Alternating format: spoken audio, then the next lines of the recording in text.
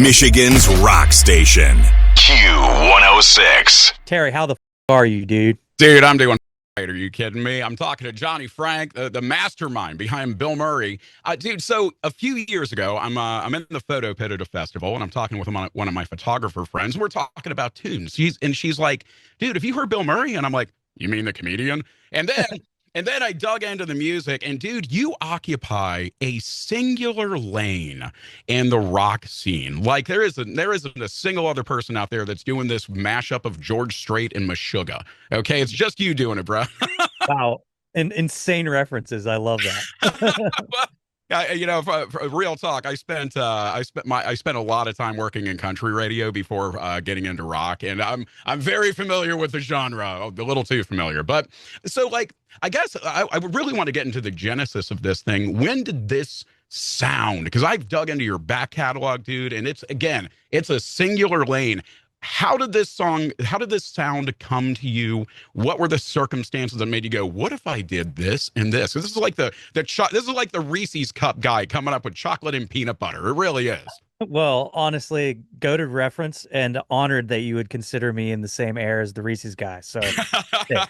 But I think like really the way I approach Bill Murray is like it is very much like a layered cake. And every time I go to make a new record, it's kind of stacking a new layer or flavor on top of that cake. And if it's good, then it's, the flavors all mesh and everything works.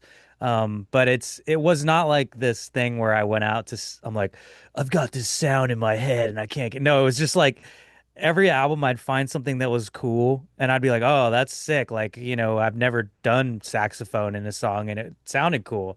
Or I've Mhm. never done pedal steel in a song and it sounds cool. So like it's just kind of the culmination of all the things I've learned in the past 10 years as far as like uh stylistically what I want to do. And then also a culmination of literally everything I've learned doing music for the last 20 years as a job.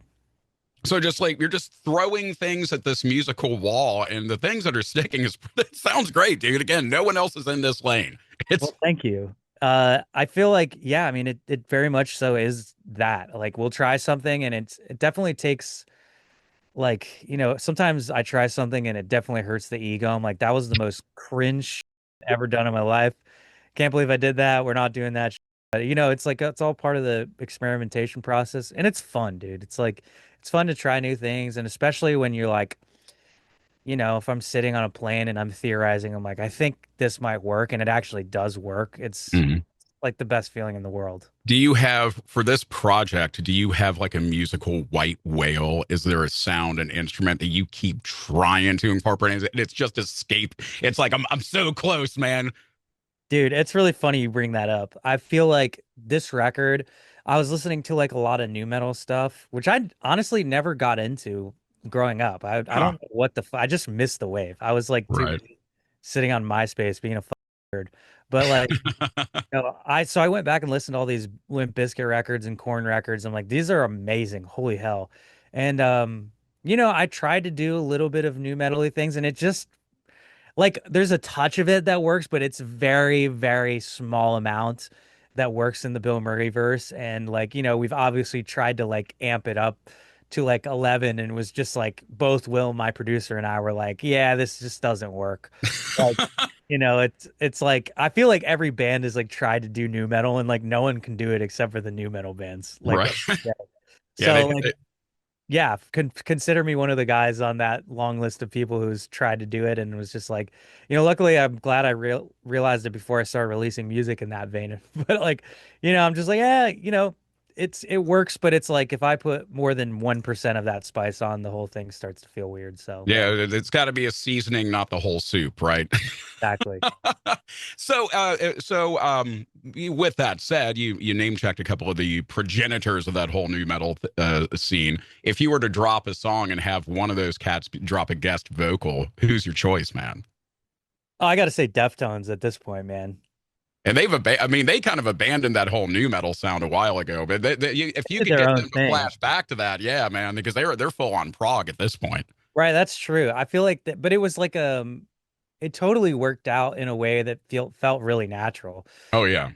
They've still got a little bit of that in them and stuff like that. And I would still consider them very much like one of the authors of that Oh, whole. 100%. They've certainly evolved past that for sure. But yeah, I could hear Chino dropping some bars again. Let's get Chino rapping again. Let's do it.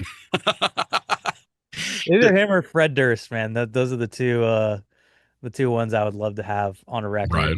Yeah. Uh, so with this just no holds barred experimentation that you're doing, how does it feel to you hearing? Because I mean, like back in the Attack days, dude, radio was really conservative. Like, oh, this is too heavy, too scary, we can't touch it. But now here you are with More Than Hate blowing up on the charts. Like it's killing it on Q106 too. How does it feel when you're driving around the country or driving to, driving to the store to get some, pick up milk and bread or whatever, and you hear your own damn song on the radio, dude? What is that moment like for you? Genuinely, man, it is awesome. Like I never like in my career thought that I would ever be on the radio because I knew, obviously with Attack, it was just such a wild sound. I was like, I Mhm. don't think people would actually be smart to put us on the radio. But it's been really cool, man. I honestly like we didn't even have the idea of sending it to radio until like the song was pretty much done, and we all looked at each other and we're like, I actually think this would work really well on rock radio. Not that, it's like it it's like fits it sounds like a rock song, and so we were just kind of like, well, let's give it a shot and see what happens. And just to have all the radio stations like you guys like believe in it and pick it up, it just means a lot to me genuinely. And like it is such a cool thing to get to experience, especially this late into my career, having done it so long. It's like I kind of hung that up and was like, yeah, probably never will happen, but it's just really cool that it's happening now. No, I love it, man. Well, that's the thing. Like, I talked to a lot of musicians, and I've talked to a lot of country musicians in the past, and they've told me like, man, you ain't a big deal until your mama hears your song on the radio. You know? That's That's right. really once your hometown station picks it up, that's when mama knows you made it. You know? I when I recorded the liner for 99.7 The Blitz, that was pretty crazy for me, dude. I was like, Right. I'm 9 years old listening to this. So, are you still hailing from the Columbus area then? Yeah, yeah, yeah. We won't hold that against you. Baby. I mean, we kind of broadcast into Wolverines country. We won't hold that Great. against you. I mean, Oh, yeah, it's okay. yeah, I don't have a dog in that fight either. I'm from Cincinnati, so like, oh wait, Okay. hold on, Columbus guy, you a Bengals guy or a Cleveland guy? Gotta know. I'm an Ohio State guy. There we go. I All gotta right, rep the hometown team, man. I gotta stay out of that one too. safe bet. I'm a long-suffering Bengals fan, and Joe Burrow. Oh, pour one out for Joe. That's rough. Yeah, it's it's so shocking when you don't get an offensive line to protect your most valuable asset. But Yeah.